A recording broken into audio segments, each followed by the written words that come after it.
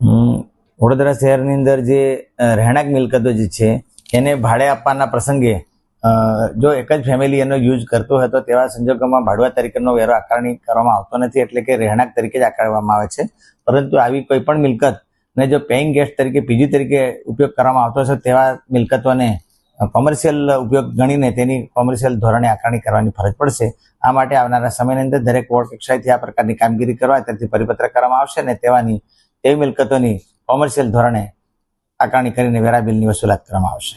Sir, કોઈ સર્વેની કામગીરી હાથ ધરવામાં આવી છે અથવા તો કોઈ કયા પ્રકારની સૂચના આપવામાં? આ પ્રકારના રહેણાંક મિલકતોમાં જો કોમર્શિયલ એક્ટિવિટી થતી હશે, પીજી તરીકે ગણાતી હશે અને તો ઉપયોગ કરાતો હશે તો તેવા મિલકતોને હોસ્ટેલ તરીકે ગણીને આકારણી કરવાની નીતિ વડોદરા મહાનગરપાલિકા પ્રત્યેથી અમલમાં છે જ, પરંતુ ખાસ કરીને આને વધુ એક્સટેન્સિવલી કરી શકાય તે માટેથી એક અલગથી પરિપત્ર કરવામાં આવશે અને આવા મિલકતો આઈડેન્ટિફાઈ કરીને તેના કોમર્શિયલ ધોરણે આકારણી કરીને વેરા બિલ વજવણી કરવામાં આવશે.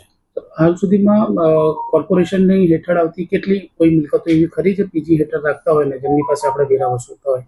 એ તો હવે વોર્ડ કક્ષાથી માહિતી મળી શકશે, પરંતુ આ સ્ટેન્ડિંગ ઓર્ડર છે અને આ કોઈ પણ પ્રકારની મિલકતો જેમાં કોમર્શિયલ ઉપયોગ થતો હોય કે હોસ્ટેલ તરીકે ઉપયોગ થતો હોય તેમાં કોમર્શિયલ તરીકે આકારણી કરવાની નીતિ અમલમાં છે જ, પરંતુ વધારે આને એક્સટેન્સિવ કરવા માટે હવેથી પરિપત્ર કરવામાં આવશે. ક્રાઇટેરિયા શું હોય છે કે જે પીજીમાં જે રાખતા હોય એનું ક્રાઇટેરિયા શું હોય છે, એ લોકોનું પ્રોસેસ શું હોતો હોય છે સપોઝ કરાવવું હોય? ના, એટલે કોમર્શિયલમાં અત્યારે અમારે લોકોને રેસિડેન્સ પ્રોપર્ટી હોય અને કોઈને ભાડે આપે તો અમે રેસિડેન્સ તરીકે જ આકારણી કરીએ છીએ અને કોમર્શિયલ આકારણી કરતા નથી. પરંતુ જો પીજી તરીકે ઉપયોગ કરતા હોય તો તેવા મિલકતોને આપણે એને હોસ્ટેલ તરીકે ઉપયોગ કરીને કોમર્શિયલ દ્વારા આકારણી કરીશું.